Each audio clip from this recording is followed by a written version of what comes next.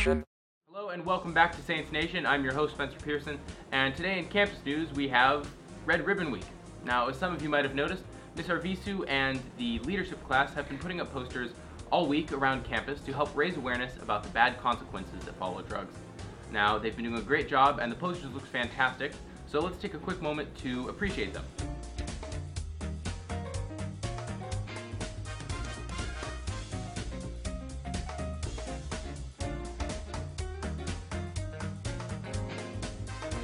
Well, the posters look great, and make sure you adhere to their message. It's an important message. But now we're going to move on to our next story, which focuses on the GSA, who have recently been taking action against offensive vandalism on the campus. Brandon went to the scene and, as he does, asked a few questions and tried to figure out the full story. So let's go see what he has for us. Thank you very much, Spencer. I'm here today with a member of the GSA, Mr. Josh Fulton. Thank you, Brandon. Happy to be here. Happy to have you. And he is going to talk about the incident and the GSA's response to it. So can you give us a little brief overview of what happened? So, 2 or 3 weeks ago, our school's drama had posters up about their play. A couple of these posters were vandalized with derogatory slang towards our gay and lesbian community. We've been working really hard as a GSA to stop these derogatory words. That's what we've been focusing on up until that point. However, thanks to this vandalism, we've become much stronger as a GSA. We've become connected to the school leadership. They've been planning on coming over to one of our GSA meetings in the next couple weeks to help us discuss what we're doing as a school to stop these things from happening. All right, and you mentioned you were going to start working with leadership. Do you think that this is a positive step forward, and if so, why? Yes, this is definitely a positive step forward. This gives us a lot more power as a GSA to help, around the school. We weren't very strong these last couple of years, but this year we've been taking a very big step up, and this is definitely helping us. We can really help people understand why these words and why this hurts people, and it's going to be very important for this to happen. I think it's very helpful. All right, and is there anything the GSA is doing right now to get information out? Yes, we've been making posters we've been making posters to put around the school to help people to give information out to the student body. So these posters contain information such as what these derogatories mean, how they're used right now, and why it's not okay to use them and why it hurts people. That's the very core of what these posters contain. And thank you very much for this. And as the spokesperson for the GSA at the moment, would you like to say anything on the organization's behalf to the student body as a whole? Yes. This school recently has been having problems with attitude towards the gay and lesbian community. We, as a GSA, have been doing our best to tackle these problems. If you care, come to Mr. Young's room at lunch every Thursday. Thank you for your time. Thank you very much, Mr. Holt. And that's back to you, Spencer. Well, Brandon, that was a fantastic piece, great insight, and I hope you guys learned something too, because I think things like that are important in this day and age. But now we're going to move on to Nat with TechHead. I think he's going to be covering the whole process of getting into the iCloud. So let's go see what he's got with TechHead. I'm Nat, welcome to TechHead. Today we're going to be talking about iCloud. iCloud is an Apple product that connects all of your Apple and PC devices together, so when you download a song or have an email, it goes to your iPhone, your iPad, your Apple laptop. It goes into the cloud and you can have it forever. So today I'll be showing you how to install iCloud onto your Apple iPhone, your iPad, and possibly your PC. So once you've downloaded iCloud, this is the first screen that'll come up. You'll sign in with your Apple ID and password as it prompts you. Your Apple ID is pretty much what you use to sign in to your Apple account on iTunes, anything else like that. So once you've logged in using your Apple ID and password, this is the first thing that'll come up. You can access your mail, contacts, calendar, and reminders at iCloud.com. But this is your dashboard for connecting all of your stuff all together, like your bookmarks from Internet Explorer, Firefox, and Google Chrome. This helps you manage all of your stuff. Any sites that you bookmark in Firefox, Google Chrome, or Internet Explorer will show up on your iPad, your iPhone, and any other computer. You can also have the option for photos, as you can see.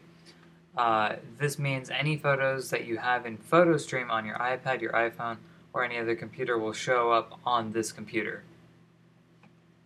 So once you're done with that, your phone, your iPad, and your computer will be connected. So when you get an email, it'll show up on all of those devices. When you download a song, it'll show up on all of those devices. This was 70s Nat. Back to you, Spencer. Well, thanks, Nat. I learned a lot. I hope you guys did too. But now we're going to move on to Lido with sports this week, who is going to be focusing on soccer. Lido, what have you got for us?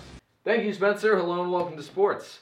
As you can see, I'm in my Waldo costume, dressed up for Halloween, and I guess I was the only one who got the memo about wearing costumes, so look at me, look at my head.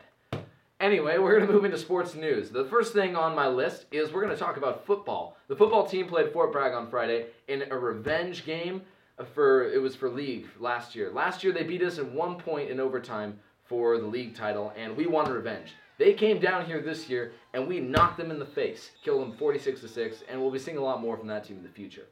So good luck to the football team. But we're going to talk about another type of football. We'll be talking about soccer, as the Americans call it. The soccer teams have ended their regular season, and now we're looking forward to playoffs. But there's a little debacle going on.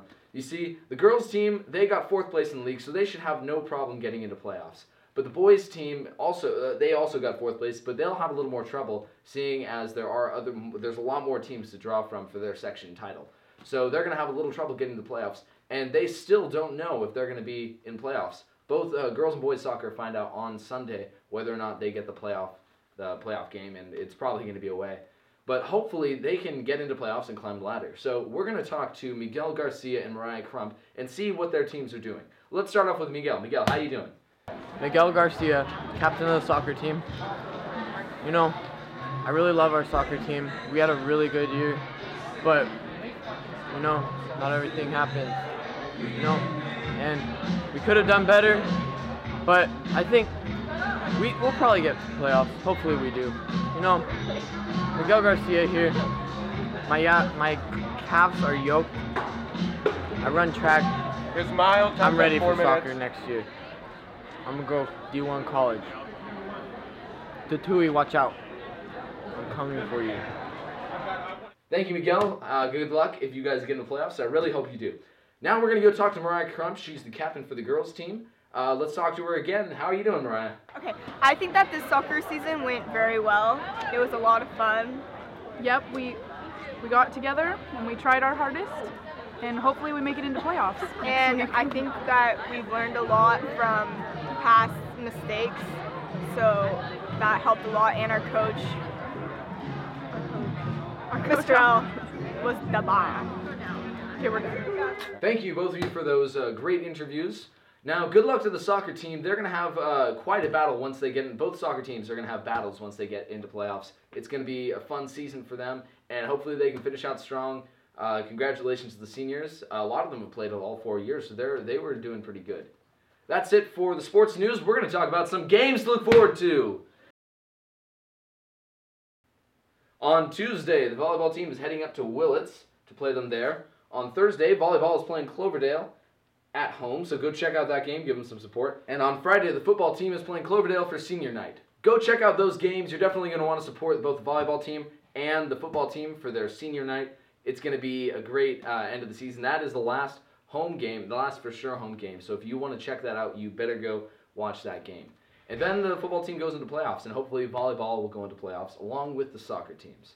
Good luck to all the sports out there. Happy Halloween, even though it was yesterday. And we're going to go on back to you, Spencer. Well, that was fantastic, Lido. And to all the fall sports out there, I wish you only the best of luck for the end of your seasons. But now we're going to move on to possibly the best piece of all time, Puppy of the Week. Yeah. Okay. Clearly these two puppies are adorable puppies, and brothers, I can only assume. Hanging out in their overalls is a clear hobby of theirs, and yeah. Wish I had more to say about these puppies, but I don't. So now we're going to move on to Snapshot and wrap up the show, really. So come back next week for another great episode, and until then, enjoy the Snapshot, and we'll see you guys around.